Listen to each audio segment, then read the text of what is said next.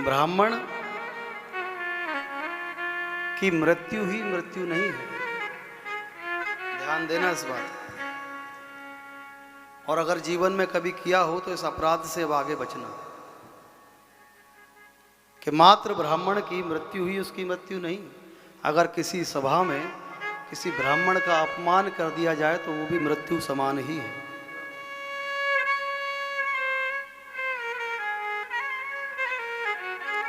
हम अनजाने में ना जाने कितने ब्राह्मणों का अपमान कर देते हैं।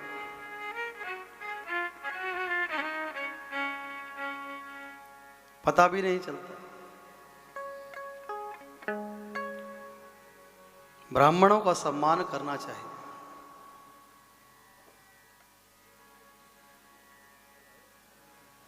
ऐसा देखने में मिलता है कि ब्राह्मण का स्वभाव और ब्राह्मण का जीवन लोक कल्याण के लिए बना हुआ है।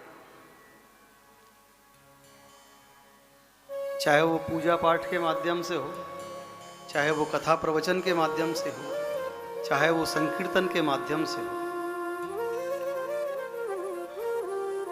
चाहे वो समाज के माध्यम से हो।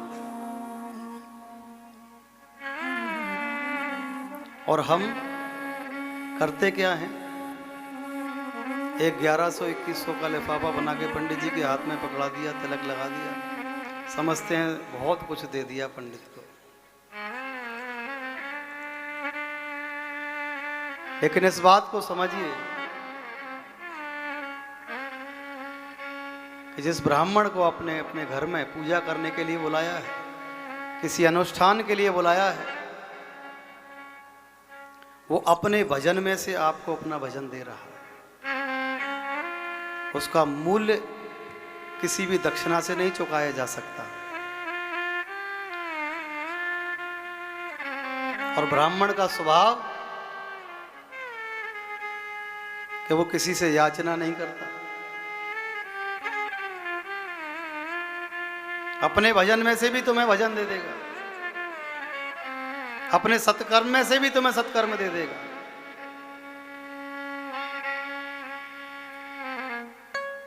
और हम सोचते हैं कि एक लिफाफा दे दिया, पंडित जी का काम हो गया। किसी ब्राह्मण के द्वारा कराई गई पूजा के साक्षी स्वयं नारायण होते हैं। और जब वो पूजा अनुष्ठान कराई जाए तो मात्र उस आचार्य की सेवा नहीं है, उस आचार्य की सेवा के साथ स्वयं श्रीमन नारायण भी अपनी प्रत्यक्ष गवाही देते हैं। वो भी उस ब्राह्मण के माध्यम से आपके ऊपर कृपा कर रहे हैं।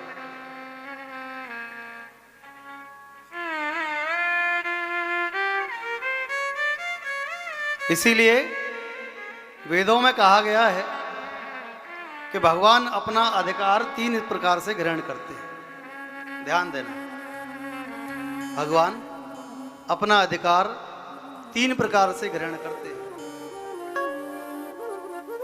पहला, गावो में मुखम। भगवान कहते हैं गाय का जो मुख है वो मेरा मुख है। हम जो भी गाय को ग्रास खिलाते हैं समझो श्रीमन नारायण तक पहुंच जाता है। क्योंकि गाय 33 कोटि देवी देवताओं का एक समूह है जिसका मुख श्रीमन नारायण का मुख है। गाय के मुख में दी हुई कोई भी ग्रास श्रीमन नारायण तक पहुंचता है। और आज हमारे इसी देश में सबसे बड़ा संकट अगर किसी पे है तो गौ माता के ऊपर है।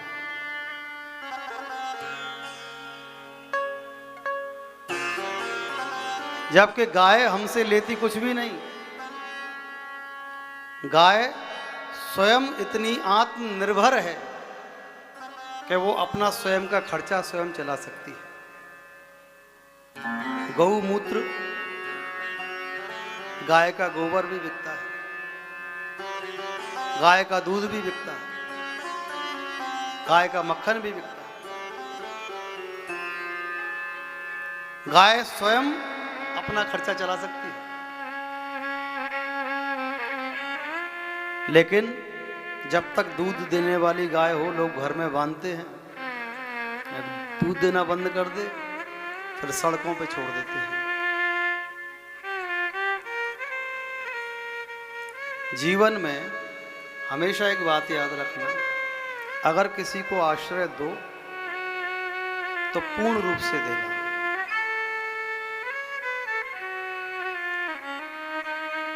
हमारे इस देश में लाखों गौशालाएं हैं और लाखों गौशालाओं में अनेक, शायद मेरी बात कुछ लोगों को अच्छी ना लगे, लेकिन गौदान के नाम पर इतना दान मांगा जाता है। उनकी गौशाला में जाके देखो, गौओं की दुर्दशा होती है।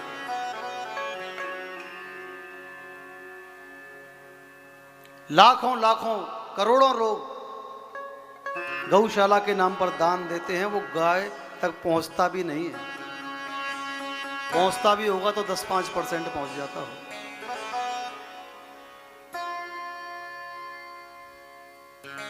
गौ सेवा, जो हम ये नहीं कहते कि गौ सेवा ना करो, गौशाला में दान ना करो, जरूर करो, लेकिन जो गौशाला में बंधी हुई है, जिसे समय पर चारा प्राप्त होता है, समय पर सब व्यवस्थाएं प्राप्त होती हैं, और एक ऐसी गाय जो सड़क पर बैठी हुई है, सड़क पर घूमती है, पन्नियां खाती हुई घूमती है, कचरा खाती हुई घूमती है, अगर उस गाय को आप आहार खिलाओगे तो क्या वो गौ सेवा नहीं है? लेकिन तख्ती पर सबसे ऊपर नाम लिखा जाएगा तो वो तो गौशाला में लिखा जाएगा। इसलिए लोग दान करते हैं, लेकिन ये भूल जाते हैं कि यहाँ की तख्ती यहीं रह जाएगी। नाम लिखवाना है तो उस तख्ती पर लिखवाओ जहां से कभी मिटे ही नहीं।